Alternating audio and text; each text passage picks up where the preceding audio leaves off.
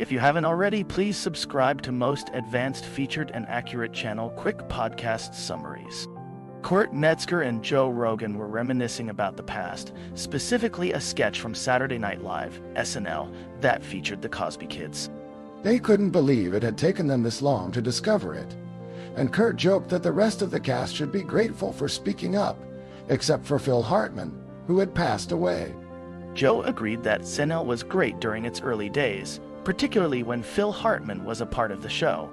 Kurt wondered if Al Franken was working at SNL when the sketch was created, but Joe reminded him that Al Franken was no longer a senator after being accused of misconduct.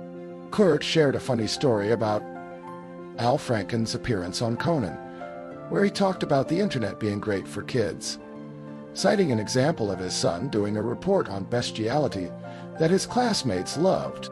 Joe found the story preposterous, and Kurt pointed out that the idea of a great internet was likely influenced by people like John Money, who had a history of promoting unconventional ideas.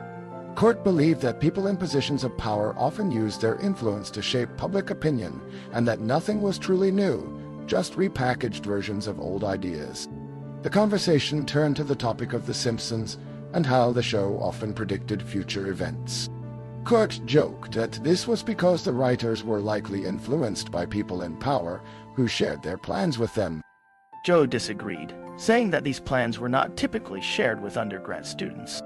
Kurt countered that the plans were often broadcast through various means, such as the Rhodes Scholarship Program, which was a way for powerful people to identify and groom future leaders.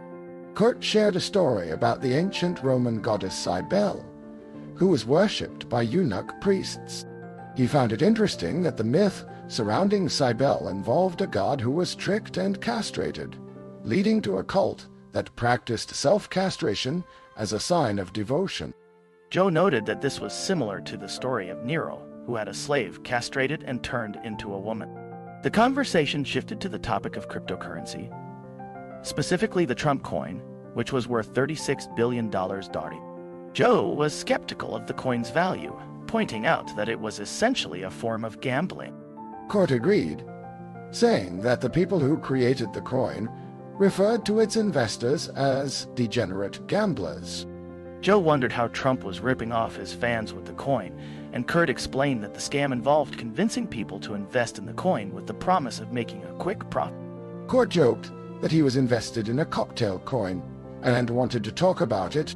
Joe was interested in learning more about the MAGA coin, which he believed was a form of pump and dump scheme. Kurt explained that the people who invested in the coin knew it was stupid, but they hoped to make a profit by dumping it before it lost value.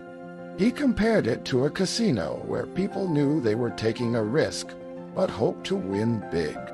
The conversation turned to the topic of politics, with Kurt joking that Kamala Harris was a human version of a pump and dump scheme. Joe noted that her campaign had spent $1.50 billion in 15 weeks, which was an astonishing amount of money.